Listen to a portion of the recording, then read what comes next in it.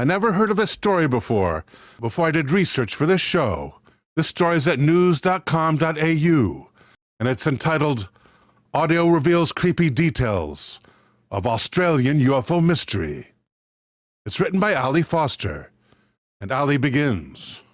In 1966, over 300 children and staff from a Melbourne school reportedly witnessed multiple UFOs silently flying through the sky before landing in a nearby field. It is the largest mass UFO sighting in Australia, yet hardly anything was reported on it at the time. Over the years, there have been differing reports about the exact details of what happened on April 6 at Westall High School, such as people claiming that there were 3 saucer-like objects, while some thought there was just one. In the 52 years since the incident occurred, there's been worldwide speculation about what people saw, with some believing it was absolutely an alien encounter, and others pointing the finger at the government testing new technology.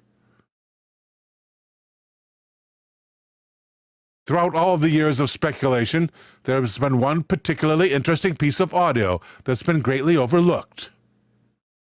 An Australian UFO researcher and photographer, James J. Kibble, conducted an interview with a science teacher from the Westall School, Andrew Greenwood, who witnessed the event. The recording was then sent to American physicist Dr. James E. McDonald, who is well known for his research into UFOs. The audio was discovered among his possessions, leading to the common misconception that it is Dr. McDonald speaking on the recording when it is really Mr. Kibble.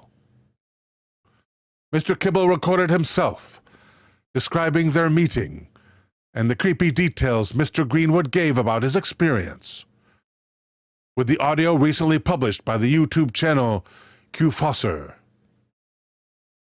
Quote, Greenwood told me the UFO was first brought to his attention by a hysterical child who ran into his classroom and told him there's a flying saucer outside, according to Mr. Kibble. He thought this child had become deranged or something, so he didn't take any notice. But when the child insisted that this object was in the sky, he decided to go out and have a look for himself. When he went outside, he noticed a group of children looking towards the northeast area of the school grounds. And as he approached them, he claims he saw a UFO hovering close to the power line.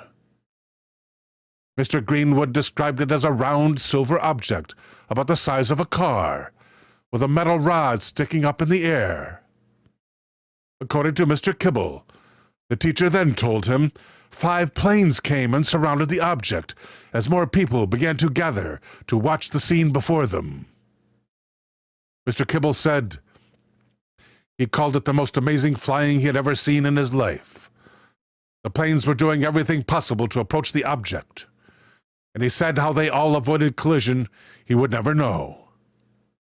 Every time they got too close to the object, it would slowly accelerate, then rapidly accelerate, and then move away from them and stop. Move away from them and stop. Then they would take off after it again, and the same thing would happen. This game of cat and mouse reportedly went on for about 20 minutes, and by this time Mr. Greenwood said 350 children and staff were watching on. Suddenly the UFO shot away and vanished within seconds. And it was at this point the headmaster came out and ordered everyone to go back to class. Over the years, there were reports that the government tried to cover up the incident and stop witnesses from talking. But Mr. Greenwood claimed it was the headmaster that first tried to quash discussion of the incident. He gave the whole school a lecture and told the children they would be severely punished if they talked about this matter, and told the staff they could lose their jobs if they mentioned it at all, said Mr. Kibble. The teacher claimed the headmaster was so scared and disturbed by the incident that he had refused to come outside until the object was gone. When the Royal Australian Air Force contacted the headmaster, he told them to go jump in a lake, Mr. Kibble said.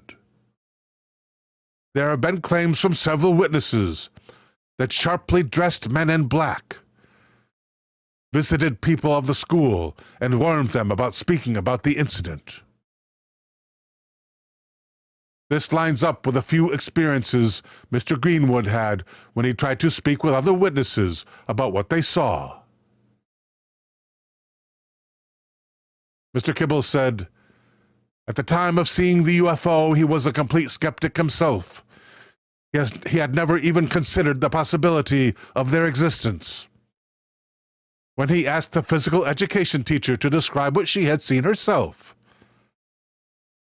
so he could compare it with his own observation, she wouldn't say anything.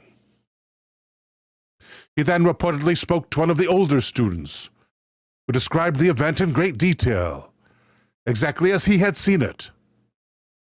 But when he spoke to her again half an hour later, she wouldn't say a word. Mr. Greenwood didn't think it had anything to do with the headmaster's threats, as no one usually took him seriously. Thank you, Larry Sharp, for the super chat. Larry Sharp asks, do aliens have to pay for gas? If they do, they sure as hell aren't going to vote for the Russians.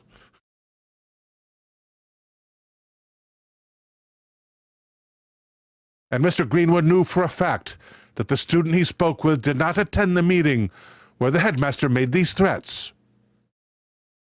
Mr. Kibble's description of his interview with Mr. Greenwood offers a rare insight into the events from the eyes of someone who was an adult at the time.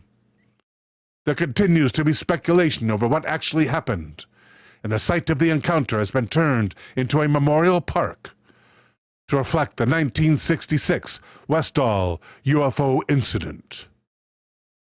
I hope they put up a plaque.